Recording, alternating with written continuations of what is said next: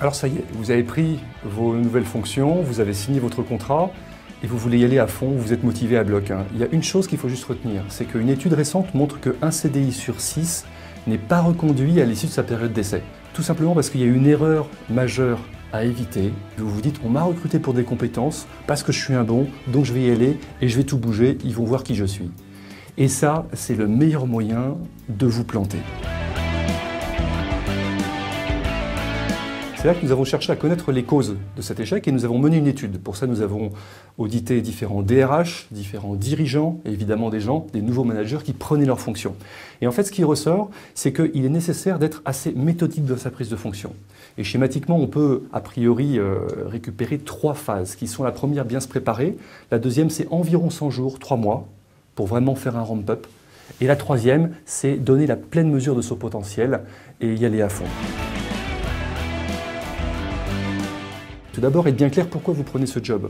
Donc soyez au clair sur ce qui vous motive, sur quelle est votre personnalité, quelles sont vos compétences, ce pourquoi on vous a recruté. Soyez au clair, soyez alignés là-dessus, c'est fondamental. Le deuxième point, après, ça va être vraiment de cartographier, de comprendre, d'étudier avant votre prise de fonction. Donc pour ça, vous pouvez aller tout simplement sur Internet, Google ou ce que vous voulez. Vous pouvez aussi parfois aller faire passer des interviews à vos futurs collègues ou collaborateurs. C'est souvent assez bien vu des sociétés.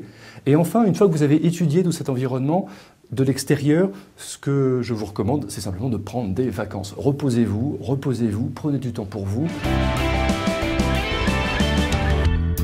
Le premier jour est arrivé, vous êtes en poste. Maintenant, que faire ? Il faut absolument qu'il y ait une cohésion, que vous compreniez ce que veut votre N+1. Il faut que vous compreniez ses enjeux, il faut que vous compreniez aussi son agenda caché. Donc ce qui est explicite, ce qu'il va vous dire, et ce qui est implicite, ce qu'il ne pourra pas ou ne voudra pas vous dire. Il faut que vous passiez du temps avec lui, si possible 1 heure par semaine, éventuellement toutes les 2 semaines, mais en tout cas créer cette intimité avec votre N+1, ça va être fondamental pour savoir ce qu'il faut que vous réalisiez pendant ces 100 premiers jours.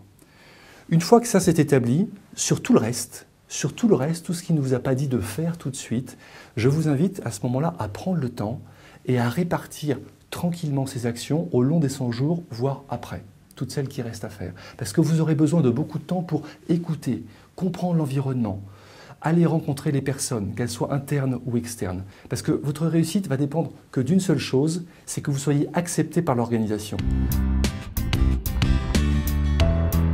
Plusieurs choses très concrètes. Ce que vous pouvez faire, c'est rencontrer donc toutes les personnes qui vont être décideurs. Donc ça va être évidemment votre N+1, on en a parlé. Ça va être votre N+2 ou vos N+2 éventuellement. Ça va être le DRH bien sûr. Et tous les gens qui sont autour, tous les gens qui sont dans l'écosystème. C'est-à-dire les gens qui vont influencer le DRH, ceux qui vont influencer le N+1, vos pairs, vos collaborateurs, tous ceux qui vont avoir une partie prenante dans la décision de votre prise de fonction. À ce moment-là, présentez-vous très rapidement, 30-40 secondes, pas plus. Plus, ça voudrait dire que vous vous racontez, et puis moi, on ne saura rien sur vous. Donc soyez bien clair sur quelle est votre valeur ajoutée, quel est votre métier, qui vous êtes, et que ça crée un petit peu un teasing, qu'on a envie de vous poser des questions. Après, la deuxième chose, ça va être de poser des actes de managériaux. Donc moi, je vous recommande de prendre une action managériale forte. Si vous êtes par exemple un manager plutôt tourné vers le management participatif, à ce moment-là, réunissez votre équipe, fixez les objectifs de façon très claire et partagez, demandez-leur comment ils comptent accéder à ces objectifs. Voilà. Mais en tout cas, montrez qui vous êtes de façon incarnée sans changer les habitudes de travail. Une autre action à mener qui est très efficace, c'est ce qu'on appelle les quick wins, donc les victoires rapides. Donc là, ce que je vous invite à faire, c'est à bien relever, lorsque vous cartographierez l'ensemble de l'environnement interne, bien relever les actions que vous savez pouvoir mener avec 100% de résultats. À ce moment-là, menez-la ou faites-la mener par votre équipe. Et une fois qu'elle est réalisée, vous communiquez l'air de rien. J'agis peu, j'écoute beaucoup, mais quand j'agis, ça marche à 100%, je suis quelqu'un de fiable. Après, toujours dans l'interne, en fait, il va falloir que vous rencontriez toutes les personnes de votre équipe. Donc là, essayez de bien comprendre dans votre équipe quels sont les jeux de pouvoir. Essayez de comprendre dans votre équipe qui a les compétences, qui ne les a pas, quels sont les rôles, quels sont les jeux cachés. Essayez de bien comprendre tout ça, parce qu'il est évident, quand vous allez arriver, il y en a certains qui ne vous attendent pas. Il y a souvent une personne qui a voulu prendre votre poste et qui ne l'a pas eu, donc qui vous attend au tournant, c'est clair, qui va vous mettre une joyeuse peau de banane. Il faut absolument que vous identifiez un petit peu ce piège, sinon vous allez tomber dedans. Le sociogramme, c'est quoi? C'est tout ce qui est en dessous de l'organigramme. C'est-à-dire, en fait, l'organigramme caché qui, lui, va prendre les décisions. Ça peut être, je connais un tel, ça fait 20 ans que je suis dans la boîte. Ça peut être, j'ai fait la même école il y a une vingtaine d'années et donc je l'aime bien. Ou je le vois dans des réseaux externes et j'ai envie de travailler avec lui. Et ce sociogramme est absolument fondamental pour bien comprendre comment se prennent les vraies décisions. Vous prenez une feuille A3 blanche, vous mettez au centre de la feuille et en fait, vous allez mettre autour tous ceux qui interagissent dans votre environnement. Et entre chacune de ces personnes, mettez des traits et vous qualifiez. Soit a priori, je m'entends bien avec cette personne, soit je m'entends pas, soit j'en sais rien. En faisant ça, vous allez voir se dessiner une cartographie qui est un petit peu un organigramme à plat, qui sont les jeux humains des personnes. Et ça va vous aider pour prendre les décisions qui vont bien après. Une autre action que vous pouvez mener dans la prise de fonction, qui est là aussi assez efficace, c'est un rapport d'étonnement. Mais avant ce rapport d'étonnement, il faut vous étonner. Ce que je vous invite à faire, c'est chaque jour, surtout dès les premiers jours quand vous arrivez, prenez un papier tout simple et puis vous notez ce qui vous étonne. Par exemple, l'image un petit peu caricaturale, mais vous arrivez dans une usine le premier jour, vous voyez qu'il y a un gros pilier qui est au milieu de l'allée centrale de l'usine pour maintenir le plafond. Très bien. Plus personne ne le voit. Plus personne ne le voit. Vous le voyez. Notez-le. J'ai le pilier. Ça peut être, par exemple, le directeur de l'ingénierie qui ne discute pas avec le directeur des achats alors qu'on travaille chez un industriel qui intègre des systèmes très complexes. Et bien, le fait d'identifier ça, peut-être, va faire prendre conscience de jeux politiques, de passifs, de choses comme ça. Notez-le juste. Et une fois que vous avez noté tout ça, à ce moment-là, vous pourrez émettre et communiquer sur ce rapport d'étonnement vis-à-vis de votre N+1. Donc là, faites-le avec parcimonie, soyez uniquement factuel et faites-le s'il y a un intérêt. En revanche, il est fondamental que pour vous-même, vous sachiez vous étonner. Il faut absolument que vous compreniez durant ces 100 jours tous les enjeux de vos clients, de vos concurrents et de vos fournisseurs.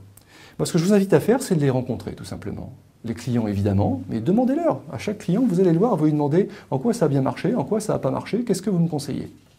Et je vous garantis que le client sera content, parce qu'il va se dire « enfin quelqu'un qui m'écoute ». Et vous envoyez le message « je vous écoute », ça ne veut pas dire que je vais faire tout ce que vous me demandez de faire. Mais je vous ai écouté. Pareil avec les fournisseurs, parce que si vous n'avez pas vos fournisseurs avec une fiabilité optimale, eh bien vous n'arriverez pas à délivrer. Et aussi, j'insiste, avec les concurrents. On pourrait se dire « mais les concurrents, non, ils vont comprendre mon modèle ». Qu'est-ce qui vous empêche de voir les concurrents et de leur poser des questions?